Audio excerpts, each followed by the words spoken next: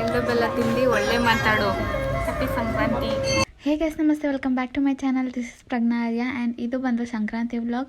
ತುಂಬ ದಿನ ಆಗಿದೆ, ಬಟ್ ಇವಾಗ ಅಪ್ಲೋಡ್ ಮಾಡ್ತಾ ಇದ್ದೀನಿ. ರೀಸೆಂಟಾಗಿ ನನ್ನ ಮೊಬೈಲ್ ಬಿದ್ದು ಒಡೆದೋಯ್ತು, ಹಾಗಾಗಿ ಏನು ಎಡಿಟ್ ಮಾಡೋಕ್ಕಾಗ್ತಾ ಇರಲಿಲ್ಲ. ಇವಾಗ ಒಂಚೂರು ಟ್ರೈ ಮಾಡ್ತಾ ಇದ್ದೀನಿ. ಎಲ್ಲ ಮನೆ ಕ್ಲೀನ್ ಮಾಡಿಕೊಂಡು ಕೆಳಗೆ ನಮ್ಮಮ್ಮ ಆಗಲೇ ರಂಗೋಲಿ ಬಿಡಿಸ್ತಾ ಇದ್ದಾರೆ.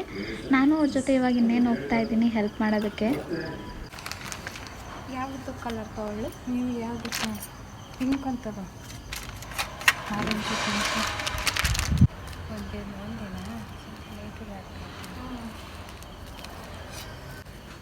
ಅಮ್ಮ, ಇದಕ್ಕೆ ಗ್ರೀನ್ ಹಾಕೋಣ, ಎರಡು ಮಿಕ್ಸ್ ಮಾಡೋಣ. ಇದಕ್ಕೆ ಒಂದು ಕಲರ್ ಹಾಕೋಣ, ಇದೆರಡಕ್ಕೆ ಒಂದು ಕಲರ್ ಹಾಕೋಣ, ಇವೆರಡಕ್ಕೆ ಒಂದು ಕಲರ್ ಹಾಕೋಣ.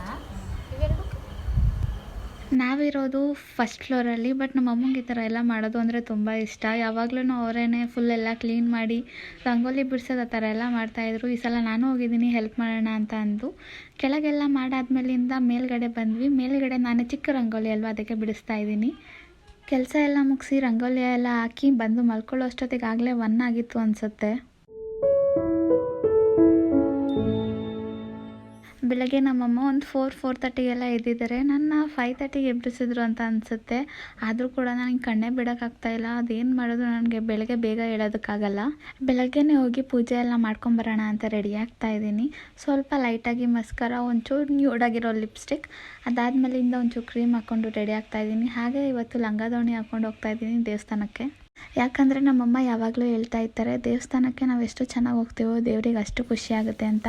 ಹೆಣ್ಮಕ್ಳು ಚೆನ್ನಾಗಿ ರೆಡಿ ಆಗೋದಷ್ಟು, ಅಂದರೆ ಬಳೆ ಆ ಥರ ಎಲ್ಲ ಹಾಕ್ಕೊಂಡು ರೆಡಿ ಆಗೋದ್ರೆ ದೇವರಿಗೆ ತುಂಬ ಖುಷಿ ಅಂತೆ.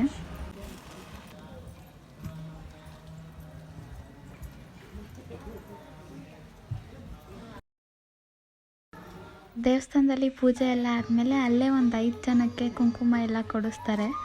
ಈಗ ನಮ್ಮ ಅಕ್ಕ ನನಗೆ ಕುಂಕುಮ ಇಡ್ತಾ ಇದ್ದಾಳೆ.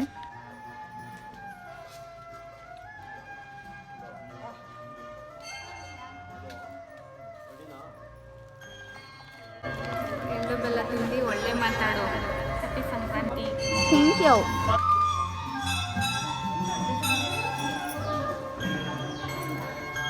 ಪೂಜೆ ಎಲ್ಲ ಆದಮೇಲಿಂದ ಪ್ರಸಾದದ ಒಂದು ಒಳ್ಳೆ ಕಲೆಕ್ಷನ್ ಕೂಡ ಆಯಿತು. ಹಾಗೆ ನಮ್ಮಮ್ಮ ಅಂಗಡಿ ಕೂಡ ಅಲ್ಲೇ ಇರೋದ್ರಿಂದ ಅಲ್ಲೆಲ್ಲ ಹೋಗಿ ಒಂಚೂರು ವಿಶ್ ಮಾಡಿಕೊಂಡು ಮನೆಗೆ ಹೋಗ್ತಾ ಇದ್ದೀವಿ. ಇಂಗು ತೆಂಗು ಮಂಜು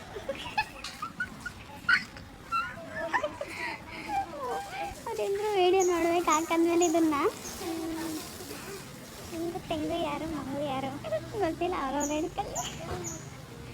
ನಾವು ಹಿಡಕೋದ್ರೆ ಕಾಂಟ್ರವರ್ಸಿಗಳಾಗ್ಬಿಡುತ್ತೆ ಖಂಡಿತ.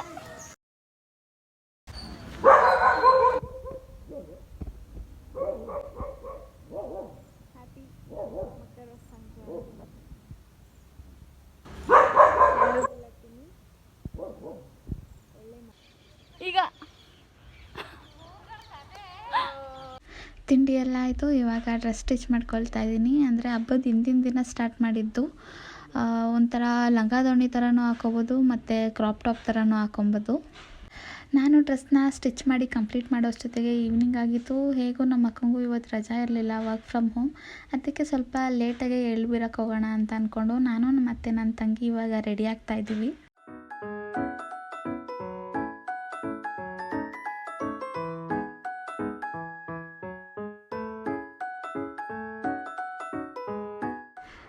ನಾನು ರೆಡಿಯಾಗಿ ಹಾಗೆ ನನ್ನ ತಂಗಿ ಕೂಡ ರೆಡಿ ಮಾಡಿ, ನಮ್ಮ ಅಕ್ಕ ಇನ್ನೂ ವರ್ಕ್ ಮಾಡ್ತಾಯಿದ್ಲು. ಹೋಗಿ ಅವಳು ಎಲ್ಲ ರೆಡಿ ಆದಮೇಲಿಂದ 3 ಜನನೂ ಹೋಗಿ ಎಳ್ಳು ಬೆಲ್ಲ ಗೊತ್ತಿರೋ ಮನೆಗೆ ಕೊಡೋದಕ್ಕೆ ಹೋದ್ವಿ.